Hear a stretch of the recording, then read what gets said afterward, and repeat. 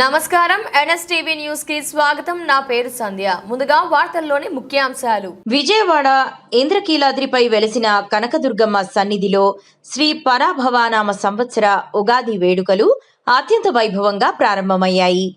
తెలుగు నూతన సంవత్సరాన్ని పురస్కరించుకుని ఆలయ ప్రాంగణమంతా మామిడి తోరణాలు, అపురూపమైన పుష్ప అలంకరణతో శోభాయమానంగా తీర్చిదిద్దారు.